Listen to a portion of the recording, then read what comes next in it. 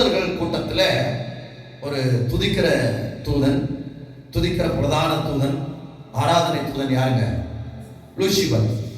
அவன் பின்னாட்கள பெருமை வந்து கீழே விழுந்தான். அவனோடு ஒரு பங்கு தூதர்கள் என்ன செய்தாங்க?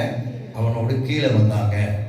அப்போ அந்த துதிக்கிற தூதர்கள் குறைந்தனால அந்த இடத்தை நிரப்புவதற்கு கர்த்தர் உங்களையும் என்னையும் தெரிந்து கொண்டார். அல்லேலூயா. அந்த ஒரு பங்கு தூதர்கள் குறைந்தனால அந்த இடத்தை நிரப்புவதற்கு உங்களையும் என்னையும் தெரிந்து கொண்டார். அல்லேலூயா. அப்ப நம்மள கர்த்தர் எதுக்கு தெரிந்து கொண்டார்னா பரலோக ராஜாவை துதிப்பதற்கு. அல்லேலூயா. அவரை துதிச்சா நமக்கு வேண்டிய எல்லாவற்றையும் கர்த்தர் தருவார். அல்லேலூயா. நீங்க சம்பாதிச்சாதான் எல்லாம் கிடைக்கும் நினைச்சிடாதீங்க. கர்த்தரை துதிச்சா எல்லாவற்றையும் கர்த்தர் தருவார். அல்லேலூயா. ஸ்தோத்திரம். பாருங்க, அரசவையில ராஜா இருப்பாங்க. இந்த ராஜாவை புகழ்ந்து பாடுவதற்கு யாரு இருப்பாங்க? புலவர்கள் இருப்பாங்க. அந்த புலவர்களுடைய வேலை என்னங்க? ராஜாவை புகழ்ந்து பாடுவது. ராஜாவை புகழ்ந்து பாடின ராஜா என்ன செய்வாரு?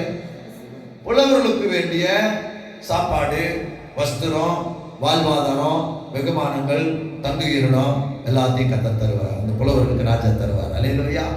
ஒரு சாதாரண உலகத்தின் ராஜா அவரை புகழ்ந்து பாடினா எல்லாவற்றையும் தர்றாருன்னா நம்முடைய ராஜா அண்ட சராசரங்களை படைத்த கர்த்தர். அல்லேலூயா. அப்ப நிச்சயம் தரமாட்டாரா? அல்லேலூயா. நிச்சயம் என்ன செய்வாங்க? தருவார். நிச்சயம். அவர்னால கொடுக்க முடியாதுங்கிறதுக்கு ஒண்ணுமே இல்லை. அவர்னால எல்லாவற்றையும் செய்ய முடியும்.